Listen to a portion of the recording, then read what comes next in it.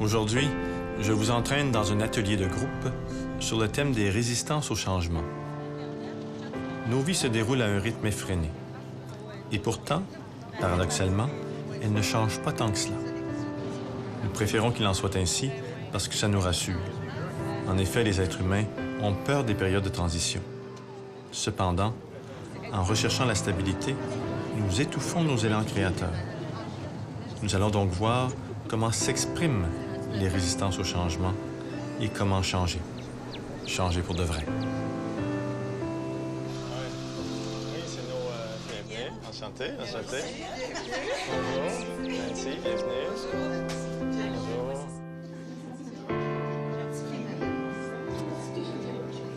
Là, vous souhaitez la bienvenue pour cet atelier qui s'appelle « Vaincre les résistances au changement ».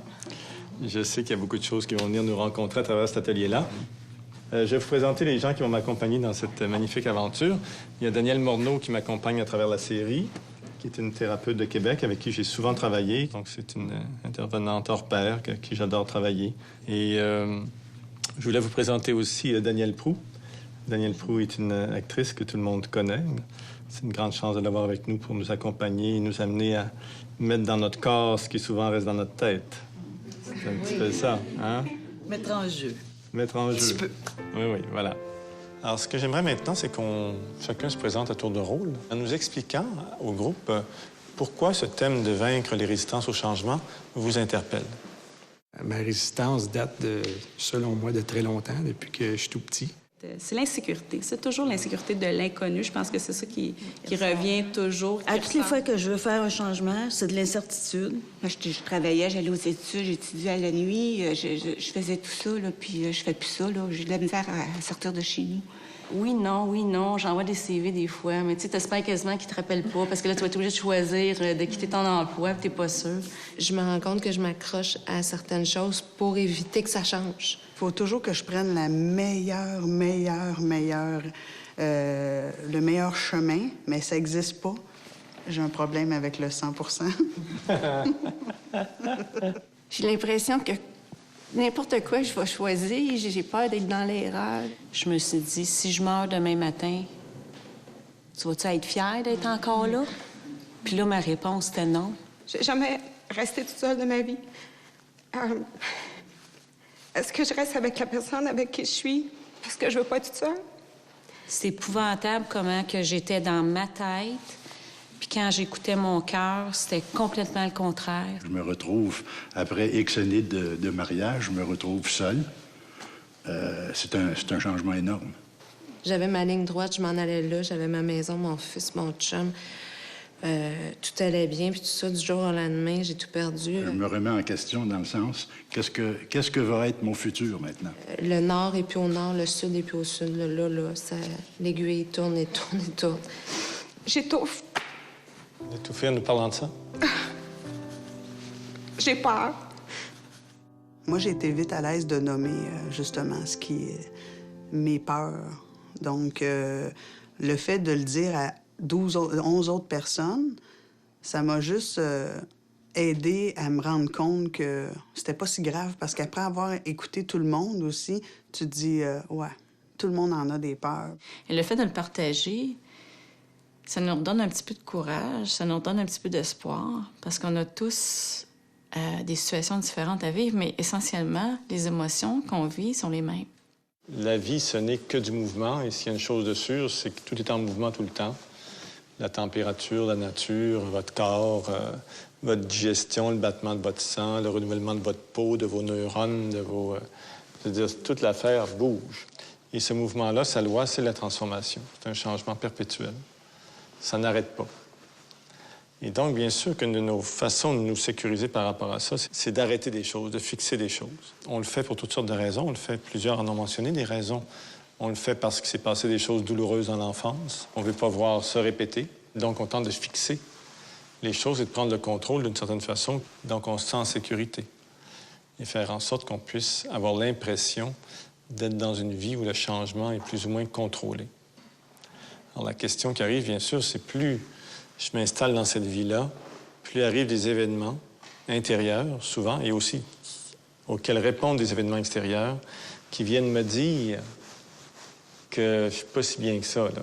Ça se manifeste dans des séparations, ça se manifeste dans des pertes d'emploi, dans un arrêt de travail obligé. Hein? Les frictions deviennent tellement fortes entre soi et soi-même qu'elles provoquent des bris à l'extérieur. Et bien sûr, là, c'est l'occasion de me dire où je suis dans une vie absurde, où je suis dans une vie où ces choses-là ont du sens. C'est pas inhérent à chaque être humain d'avoir une résistance au changement parce que, en tout cas, pour moi, quand il y a un changement, ça crée nécessairement une insécurité, ça crée une tension, une nervosité, anxiété. Puis, en tant qu'être humain, on cherche le confort, tout ça, on cherche à éviter ces situations-là. Est-ce que c'est tous les êtres humains qui vivent ça, la résistance au changement? Tous les êtres humains connaissent des angoisses importantes dans tous les moments de transition fondamentaux de leur vie. Ça dépend aussi dans quel domaine. Il y a des gens qui sont très bons dans le changement dans un domaine, mais dans l'autre domaine, ils sont incapables de bouger. Puis on ne sait pas tout, hein? D'une part, mais d'autre part aussi, c'est vrai qu'il y a des gens qui, à force d'expérimenter le changement, ont acquis des nouvelles convictions. Ouais. Au lieu d'être pris dans des croyances, je n'y arriverai pas, je ne suis pas à la hauteur, on va avoir un échec de toute façon, ont acquis des nouvelles convictions. Tiens, la dernière fois, j'avais peur comme ça, mais j'ai quand même essayé. Puis finalement, je suis content de ce que ça a donné. Il faut que ça se finisse en réussite, j'imagine. Nécessairement, parce que des fois, tu peux te tromper, puis ça peut être la plus belle chose qui t'est arrivée, l'erreur, l'échec. Ça, c'est le regard qu'on porte là-dessus qui va nous... Qui dit que c'est un échec? Qui dit que c'est une réussite? C'est ça. Et encore là, c'est quelle chaise qui parle? Est-ce que c'est du côté des peurs qu'on dit, ben, tu vois bien, c'est un échec? Non, je l'ai placé là. Non, mais la chaise des peurs dit... La chaise des peurs dit... tu vois bien que c'est un échec. Mais la chaise de là, on dit, ben non, on a quand même essayé quelque chose, puis on a appris quelque chose en chemin, puis vite, essayons quelque chose de nouveau. Enfin, et c'est vrai aussi qu'on n'est pas en train de parler juste de choses à faire, on est en train de parler de choses à être, surtout. La question, c'est pas de faire des changements. La question, est-ce que ces changements-là vous changent? Si vous ne changez pas, on est juste en train de faire un mouvement pour faire un mouvement. Non, c'est ça. Alors, je pense qu'essentiellement, un être humain, c'est vraiment un mouvement créateur. Ce qui arrive, c'est que la naissance provoque ce qu'on appelle des angoisses existentielles. Le fait est que la plupart des êtres humains naissent avec une sensation, je dis bien une sensation, une impression de division. Je suis divisé de la mère, je suis arraché, de séparation, oui. Et d'où la peur fondamentale à la racine de votre peur de l'inconnu, il y a la peur de se retrouver tout seul et séparé. Et c'est pour ça que le changement est si dérangeant. C'est qu'il nous ramène à des angoisses de base. Parce que derrière votre peur de changement, votre peur de l'inconnu, il y a des peurs profondes. C'est pour ça qu'elles sont dures à maîtriser. C'est pour ça qu'elles entraînent de la panique, c'est-à-dire des mouvements complètement irrationnels. Hein? J'ai tout clair dans ma tête ce que je dois faire, mais je fais exactement le contraire. Comment je vais combattre ma peur de ne pas exister, ma peur d'être divisé? C'est que je vais chercher, dans le regard de l'autre, une assurance par rapport au fait que j'existe. Alors, qu'est-ce que je vais faire? Je vais me créer ou je vais obéir aux heures de l'existence en adoptant une façon d'être, une façon de faire.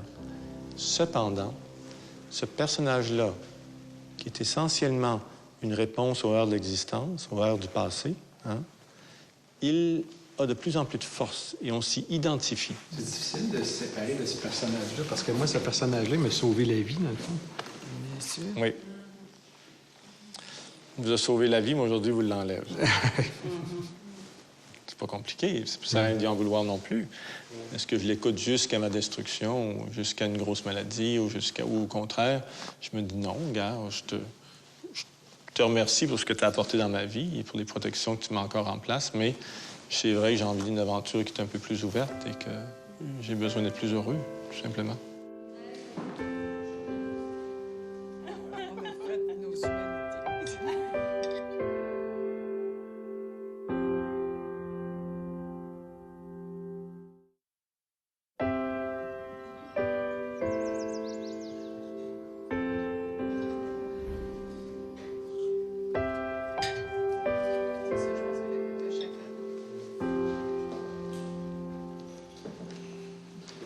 La vie, c'est le mouvement. Puis avec le mouvement, il y a automatiquement des rythmes. Et c'est ce avec quoi on va travailler ce matin pour 20 minutes à peu près.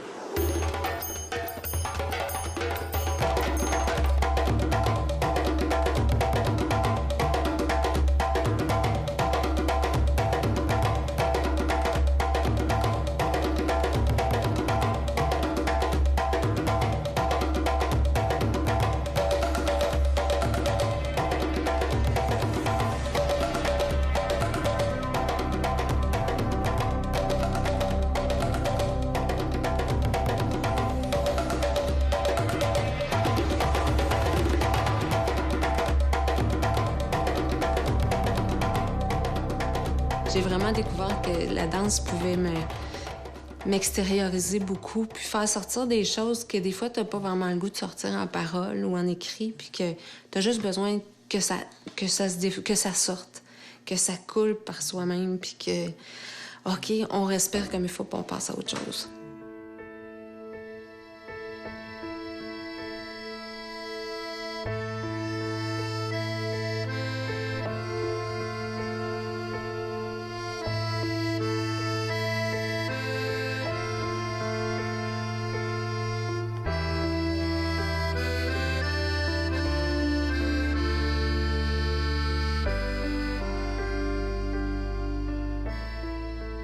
J'étais comme incapable de m'ouvrir, puis je me disais, c'est pas normal de pas pouvoir s'ouvrir les bras, puis danser, puis tout le monde peut s'exprimer, puis non, j'étais pas capable. Donc, je pense le côté émotif, hein, parce que j'avais les yeux fermés, puis j'avais les yeux pleins d'eau, là. C'était vraiment quelque chose, là.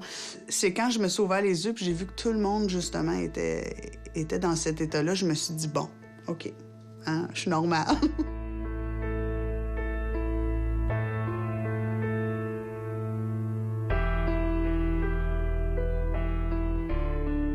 Moi, les émotions se sont venues très, très vite. Je pense que ça faisait pas 30 secondes, puis c'est comme... Tout est venu, puis là, je me suis aperçue que, mon Dieu, ça faisait longtemps que je m'étais pas permis de la tendresse, de dire, moi, oui, j'ai le droit à ces moments-là de bonheur pour moi, et ces moments de tendresse-là à moi. Dans nos ateliers, j'ai remarqué que les gens avaient souvent de la difficulté à bouger autrement que dans la vie de tous les jours. En fait, c'est parce que souvent, nous refoulons nos émotions au lieu de les exprimer. Alors, elles sombrent dans le corps. Alors, si je me mets à ouvrir ce corps, je risque de rencontrer les états émotifs que j'ai négligés.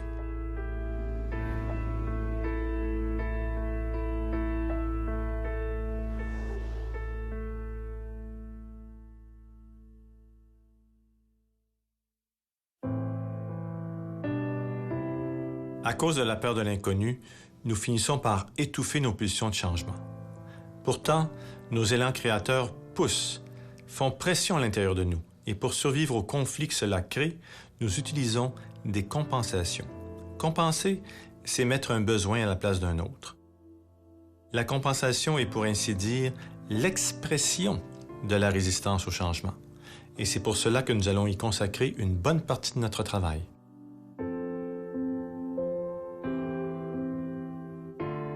Dans l'exercice qui suit, on demande à chaque participant d'écrire sur un bout de papier sa compensation principale. Puis nous mettons les bouts de papier dans une boîte où les participants pigent tour à tour. Ils sont invités par la suite à jouer la compensation qui était écrite sur leur bout de papier. Tout cela pour contourner les questions de honte et de culpabilité et permettre ce jeu thérapeutique. Est-ce qu'il y a quelqu'un qui veut commencer?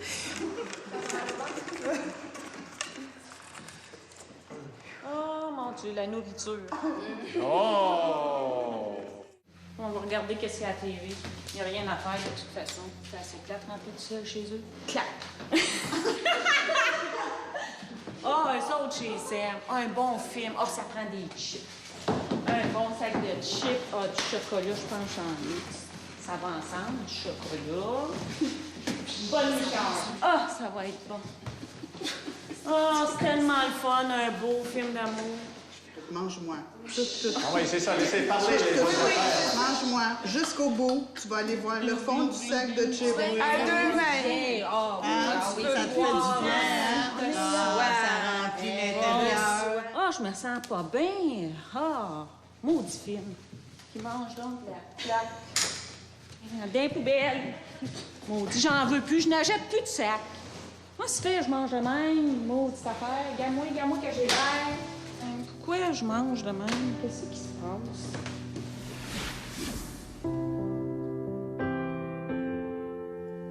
OK, quelqu'un d'autre veut nous jouer la nourriture? Quelqu'un d'autre veut jouer avec la nourriture? C'est quoi ta situation? OK, bien, ce matin, on s'est chicané avec les enfants. Fait qu'on peut le faire, là. Ah C'est un mal parti pour aller à l'école. OK. Et, Une petite chorale d'émotion. Là, t'as même pas nettoyé mon short encore. Puis là, j'ai de l'éducation physique aujourd'hui. J'ai pas le temps, c'est ta responsabilité. T'es ta journée longue à la maison. T'es bien capable de le faire. Je suis désolée. désolée, mais regarde, mets autre chose pour aujourd'hui. Mais tu sais bien que je n'ai pas autre chose. Hey, arrête, là, je suis tannée, je t'aboute! OK? Va-t'en, je suis plus capable. Tu l'auras jamais. Ça me prend une garde-manger, là, c'est sûr. Ah, OK, un garde-manger, Un là. garde-manger. Tu vas manquer l'éducation de tes enfants. T'es pas une bonne mère. Ma mère, aujourd'hui, là, matin, elle a même pas lavé mon linge. J'étais obligée de partir comme ça. Elle se fâche tout le temps. Et tout le temps, tout le temps. T'es pas à hauteur. C'était pas nécessaire.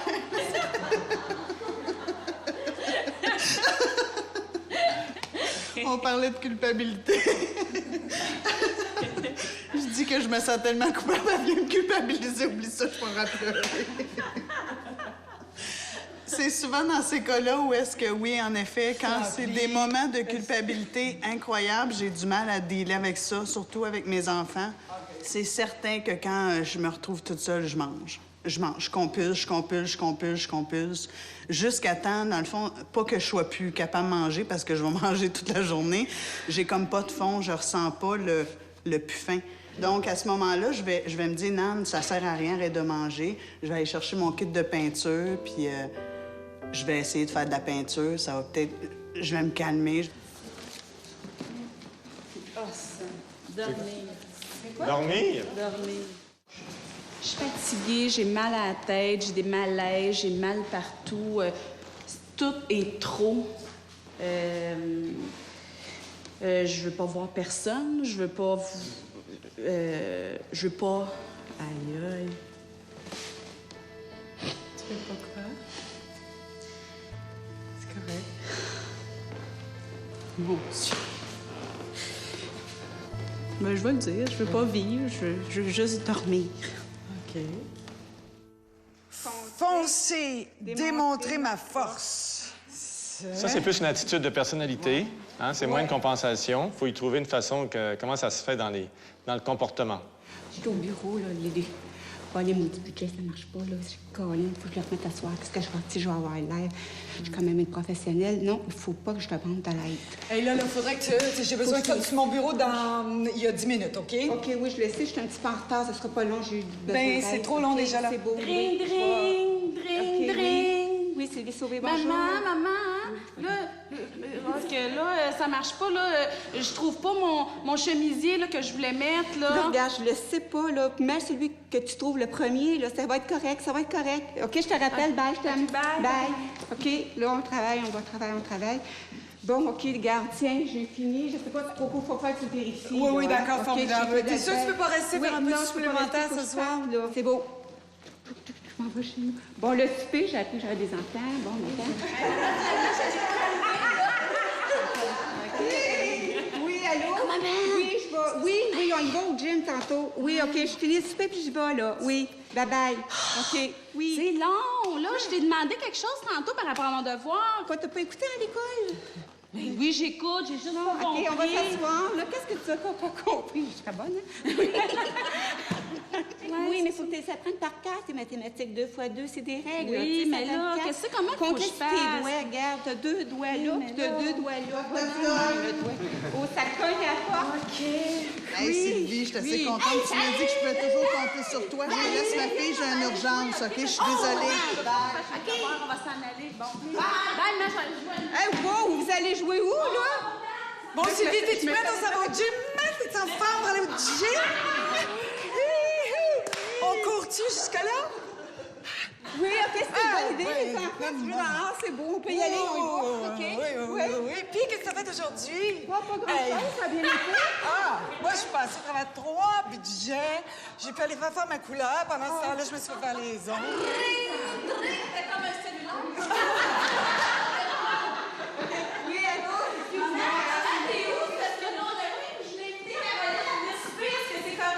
Oui, c'est correct, mais je pense qu'il y a de la pizza dans le frigo, regarde. Ah, la pizza? Moi, c'est pas ça. non, j'aime pas ça. Mais qu'est-ce que vous voulez manger? Tu m'inquiètes au fromage.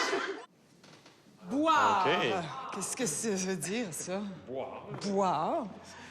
Tu veux dire genre de... Boire. Genre boire? Tu veux dire prendre un coup, là? Merci beaucoup. Merci. Merci. Écoutez, On se faisait des cartons. Ben oui. C'est sûr, tu t'ennuies d'elle. Puis encore une fois, t'es rien d'autre qu'un buveur de bière. Puis... Fais-toi croire que c'est ton grand chum puis que tu veux prendre une bière et fêter ça, là. Ouais, c'est sûr que je m'ennuie un peu, mais je veux dire, regarde, j'ai du fun avec toi ce soir. T'sais, on sort, on prend une bière, puis on en prend une, puis elle est super bonne. Ah oui, je fais du bien de temps en temps. Hein? Ah, oui. Tu manges juste à toi, c'est rien que ça. Moi, je suis sûre que si j'en prends une ou deux de plus, je pense que je vais oublier une coupe d'affaires. Ça peut juste faire du bien. Vraiment bonne, cette bière-là. T'en prendrais-tu un autre, toi? Oui, j'en prendrai un autre. Après ça, on va aller danser. Je prendrais une autre bière, s'il vous plaît. C'est ça. Comme d'habitude, bois, puis noie-toi dans ta peine. Oh, ça fait du bien boire, hein? C'est comme... ça change les idées. Relax, Ah oui, ça change les idées, puis je commence à être plus à l'aise avec toi. Puis on se voit pas assez souvent. Ouais. On se voit pas assez souvent, hein? Mais demain, ça va toujours être la même situation, puis je vais être pogné dans le même pattern. Hey, qu'est-ce que tu fais demain? Je vais aller travailler, puis je vais peut-être venir ici. Oh, ça, c'est une bonne idée, ça. Bon, je pense bien. Ouais. Elle est vraiment bonne, hein? Moi, quand elle est froide de même, là. Ouais. Mais elle réchauffe vite. Ouais, on va en prendre deux autres. On va en prendre deux autres, s'il vous plaît. Santé. Santé. On va-tu causer? Oh, pas vraiment la tête à ça, là. Menteur. Je dirais qu'il y a plein d'affaires qui se passent, là. Menteur de loup. Qu'est-ce qu'il y a? Oh, je sais pas. Ton ex qui se fait des troubles encore? Oh, ça doit. Je dirais que je l'entends résonner encore dans ma tête. Je comprends ton problème. T'as vécu ça, toi aussi? Ah, tous les jours. Ouais, mais ça me fait du bien d'en parler, par exemple. Mais Continue. oui. C'est le fun d'en parler. Ça fait du bien de jaser de ça avec quelqu'un, un petit peu. C'est quoi, je te parlerais de moi, mais je suis comme bloqué. Ça bloque. Il n'y a pas... Puis on dirait, plus je bois, plus ça bloque. OK, c'est bon! Je me dis que ce soit la nourriture, que ce soit la télévision, n'importe quoi, on a tous quelque chose, on s'accroche sur quelque chose qui fait qu'on devient prisonnier de ça, puis il faut s'en sortir. Et ça nous aidait à voir que si on s'en détache, ça va peut-être être plus facile, justement, de reprendre le dessus puis de dire, bon, OK, je peux étudier, je peux manger, mais je suis pas obligée d'étudier à pu finir puis de manger à pu finir. Moi, ce que ça m'a appris, c'est de m'ouvrir un petit peu aux autres aussi au niveau des compensations, puis de comprendre, parce qu'on a tendance à juger que ce soit la nourriture, la boisson, quoi que ce soit. Mais si je regarde à côté ma compensation, je me dis, c'est la même chose. Nous sommes identifiés à nos peurs, à nos croyances, à nos compensations. Cela crée une sorte de malheur confortable qui endort nos angoisses, mais qui limite nos élans. En jouant, par le jeu dramatique, cela nous permet de créer une sorte de distance et une sorte de prise de conscience qui ouvre la possibilité d'un dialogue. Cela crée un espace intérieur dans lequel pourra se manifester l'élan créateur.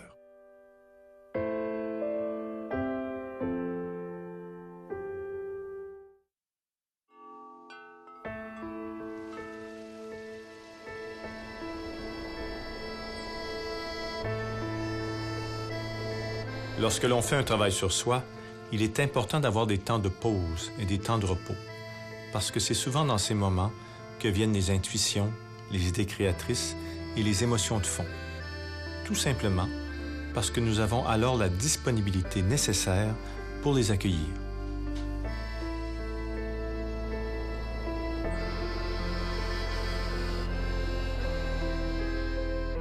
Toujours dans l'idée d'aider les participants à prendre une distance par rapport à ce qui les empêche de changer et à ouvrir un dialogue avec leur résistance, je leur ai proposé d'écrire une lettre à leur compensation. Dans cette lettre, ils doivent parler des pour et des contre de l'emploi de cette compensation. Ils doivent découvrir l'angoisse qu'elle cache et la pulsion de vie qu'elle étouffe. Autrement dit, ils doivent trouver ce qui les branche et ce qui les fait vibrer. Alors, chère cigarette, tu me calmes quand je suis stressé. Tu me calmes quand je suis en colère. Tu es ma compagne quand je m'isole. L'amour de la cigarette me détruit.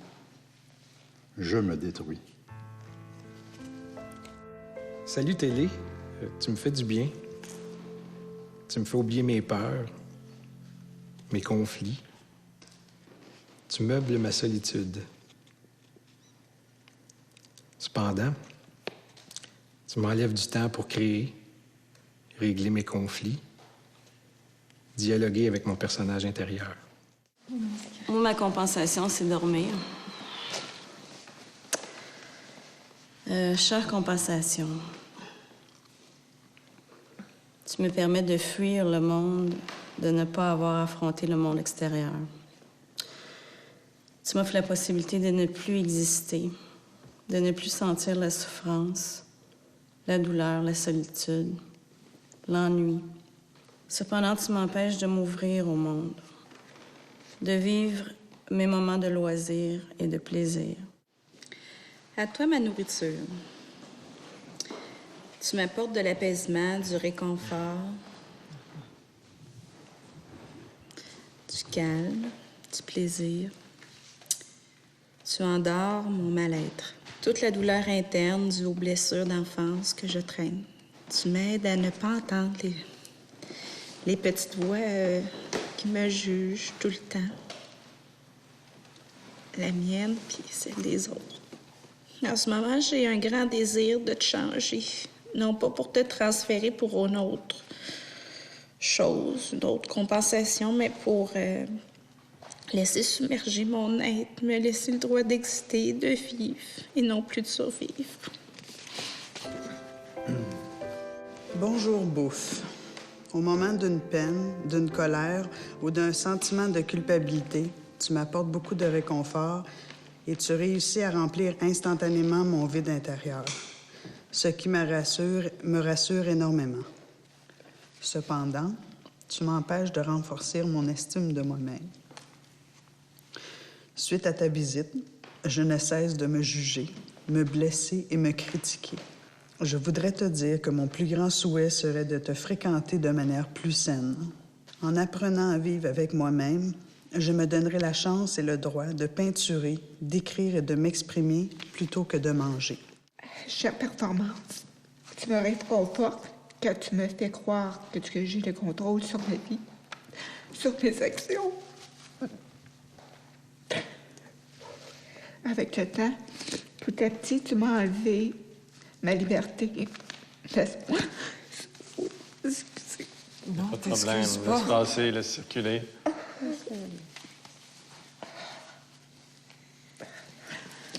Ma spontanéité, la possibilité de faire ou changer des choix.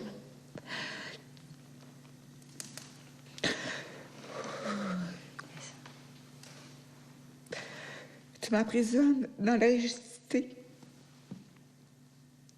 Tu m'épuises et tu m'étourdis afin de ne pas me réaliser.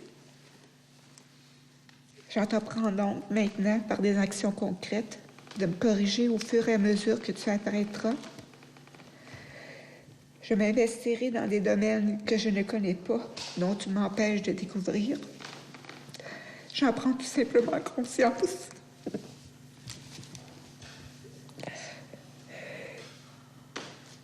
Que j'ai moins besoin de toi pour me faire aimer et apprécier.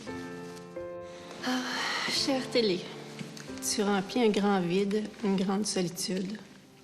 Tu me désennuies. Tu m'instruis. Tu me fais rêver. Tu me voles mon temps. Tu m'empêches de créer ma propre vie. Tu m'empêches même de faire ce que j'aime. Car c'est plus facile de rêver. Parce que tu me culpabilises.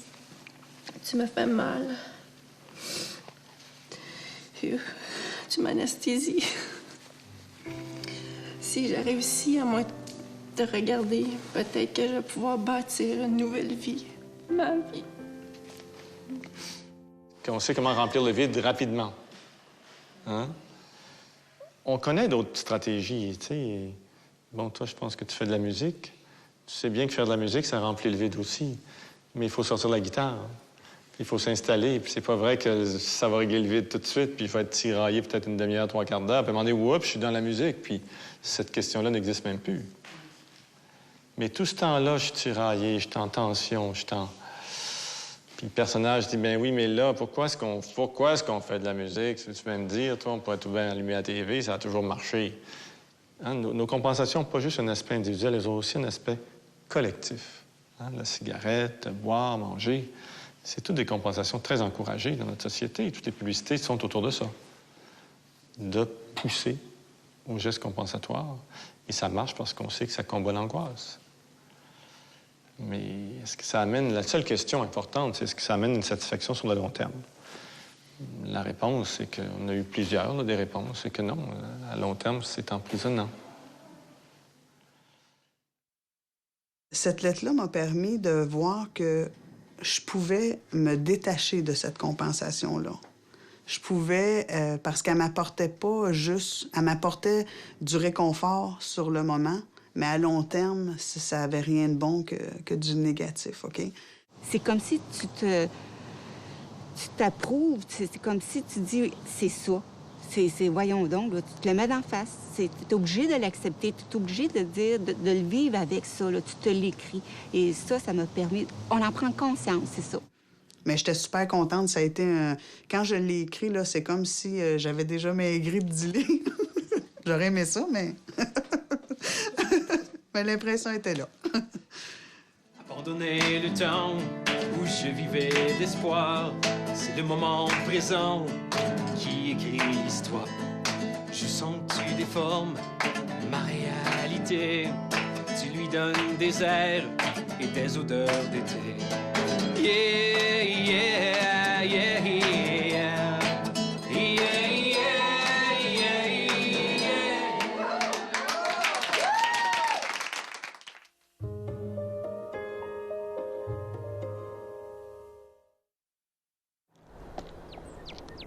Tout le travail que nous venons de faire visait une seule chose, faire de la place à un élan créateur et permettre sa manifestation au quotidien.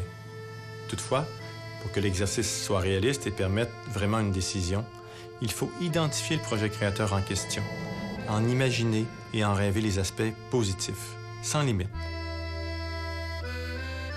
Puis il est nécessaire, si on ne veut pas trop se conter d'histoire, de reconnaître les deuils qui sont à faire.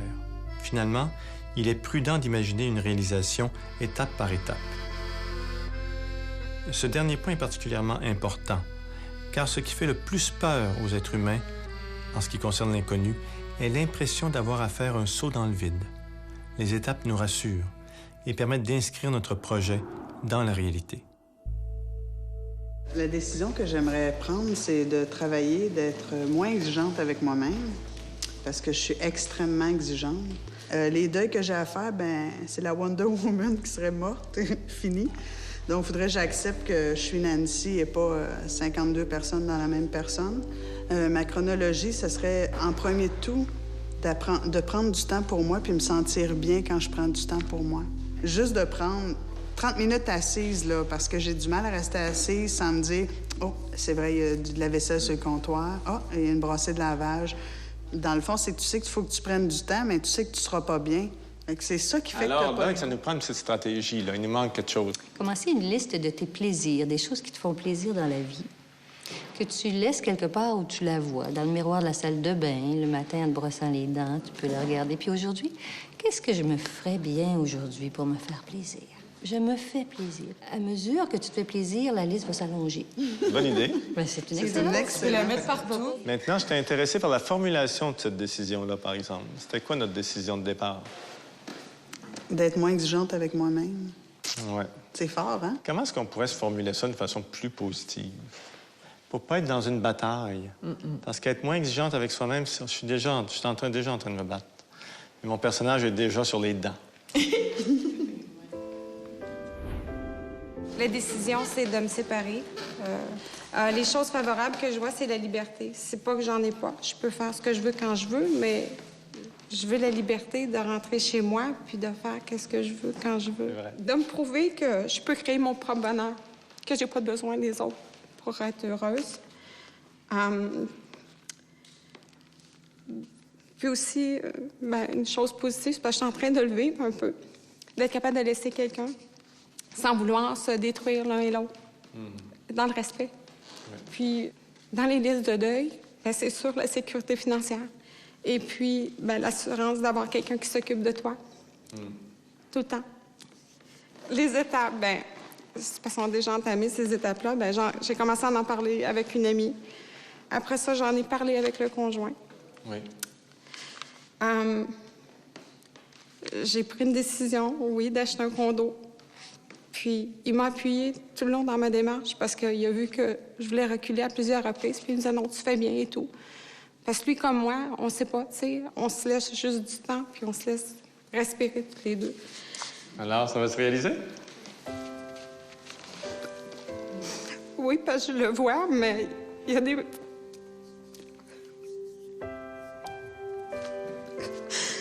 Il y a des moments que ça me fait vraiment paniquer. Parce que, aussi, il y a quelque chose, parce que j'ai toujours eu peur depuis que je suis jeune. De quoi, je ne sais pas. J'ai peur le soir. Là, on est en face d'une décision par rapport à un conjoint. Mais là, on s'aperçoit qu'un des freins importants, hein, c'est l'angoisse de la solitude, l'angoisse du noir, l'angoisse dans le noir et tout ça. Ça veut dire qu'il va falloir que je m'occupe de cette angoisse-là. Oui. Pour pas qu'elle me freine. Non, parce qu'au fond, là, j'ai mis quelque chose sur le couple qui n'a pas grand-chose à voir avec cette angoisse-là. Mais ça veut dire aussi que ça m'empêche de voir clair aussi, cette angoisse-là, par rapport à ce couple-là. Et ça veut dire aussi que si je fais le pas vers mon condo, il faut absolument que je m'occupe de mon angoisse. Alors, ça vient, là, dans mes étapes, là, il va y avoir quelque chose comme ça. Peut-être que les premières nuits, il faut coucher avec une amie au condo, il faut inviter quelqu'un. Il y a toutes sortes de... C'est ça, oui. Il va falloir Il y a que des je stratégies. m'habitue. C'est-à-dire que je suis juste en train de vous dire, ça ne sert à rien de dire que ça ne sera pas au rendez-vous, ça va être au rendez-vous. Exact. Puis ça, je le sais, je comprends. Ça risque de te faire reculer. Comment est-ce que je peux négocier avec ça dans une transition pour moi? Pour conclure notre rencontre, j'ai appelé ça les 3 chaises. Alors, je vous les présente. Ici, on a la chaise de votre intention consciente. OK? Ce que vous avez décidé de faire, ce que vous voulez faire. Ici, c'est la chaise de mon élan créateur, à ma droite. C'est tout ce qui pousse, tout ce qui veut s'expandre, tout ce qui veut s'épanouir, tout ce qui veut se déployer, tout ce qui veut s'élaborer. C'est ma force de vie qui est là. De ce côté-ci, c'est mon personnage, avec ses peurs, avec ses deuils à faire, avec ses regrets, avec ses... Compensation. Les angoisses, ses compensations. OK? C'est ma personnalité, au fond.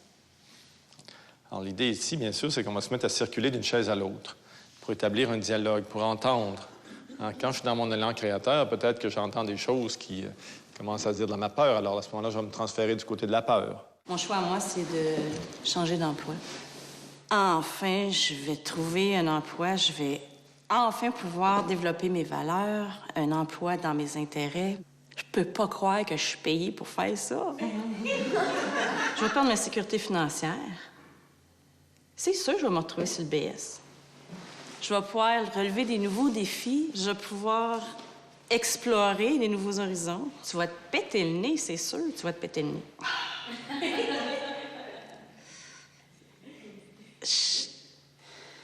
Déchiré un peu par les deux. Hey!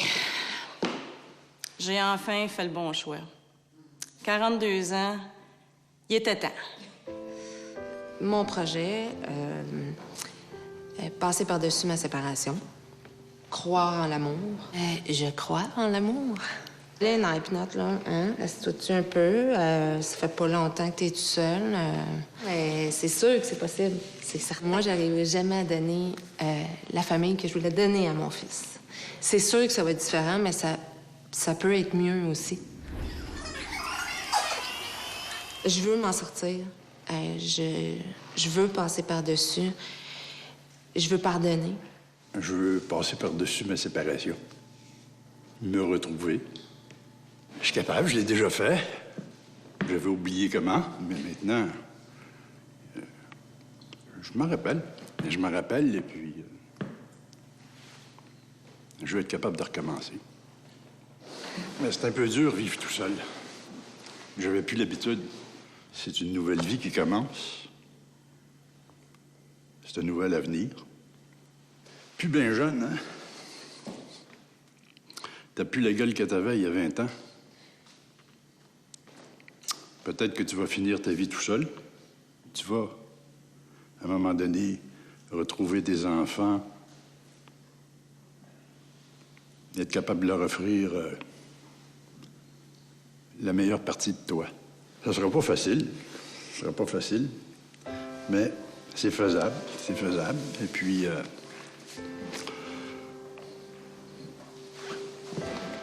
puis on va le faire. On va le faire. Moi, ma décision est prise. Je reviens à Montréal. Je suis à Québec présentement, donc moi, je reviens à Montréal. Enfin, la vie, l'activité, on va vivre. On va avoir une vie sociale. On va apprendre autre chose. Je veux faire autre chose de ma vie. Je veux vraiment rentrer dans l'aide humanitaire aussi, de faire tout plein d'activités, me connaître. Je veux m'ouvrir, je veux prendre des cours de tout ça, de faire du baladi. La vie s'ouvre. Je suis enfin en Montréal. Ma décision est prise, je le fais. Enfin. Tu fais quoi de moi, la performance? Tu vas perdre... Tu recommences une nouvelle job, oui. Tu réagis comment à ça? Je le sais plus. On va devoir prendre des décisions à un moment donné, à savoir qu'est-ce qu'on fait avec notre carrière, où est-ce qu'on peut aller avec tout ça. Oui, mais vous n'êtes pas tanné de travailler? Il me semble que c'est la vie, là, qu'on veut. On veut voyager, on veut l'aventure, on veut découvrir. C'est ça que je veux. Je veux me découvrir. Il serait peut-être temps que vous autres, vous la fermiez. Oui, mais je t'ai toujours aidé, moi, là. On a toujours bien paru, on a toujours bien fait nos affaires. On était reconnus par rapport à ça. Même si tu travailles 70, 100 heures, c'est pas grave, ça. Tu sais que ça, tu ne sais faire que ça. On va devoir se trouver un terrain d'entente, là, hein? C'est probablement qu'on va avoir d'autres décisions à prendre aussi. Par rapport à ça.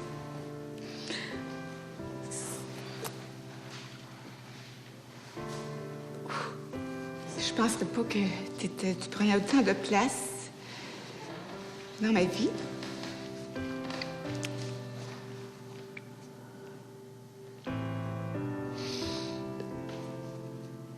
Je crois que je t'ai beaucoup aimé parce que tu m'as pas attachée.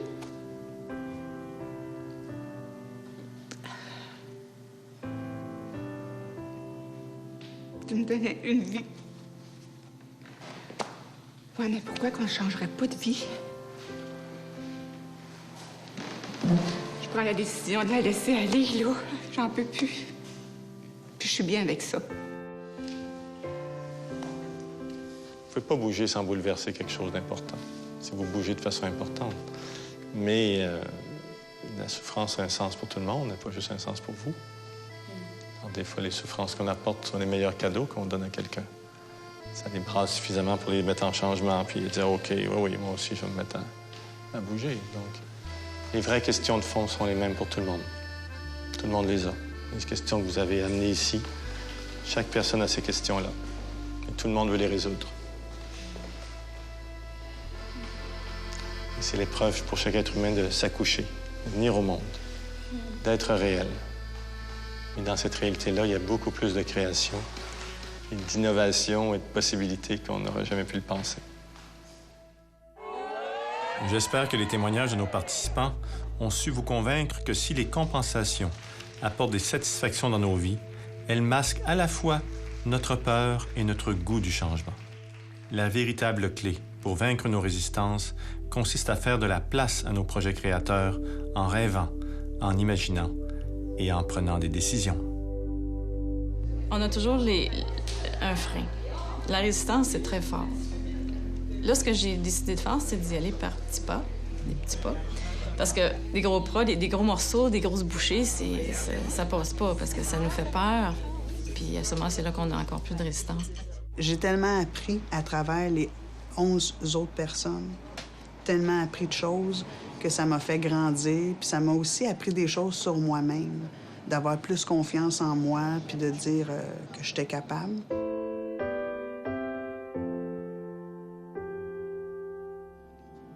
Abandonner le temps où je vivais d'espoir, c'est le moment présent qui écrit l'histoire. Reste encore un peu, il fait froid dehors, je veillerai sur ton cœur comme un mirador.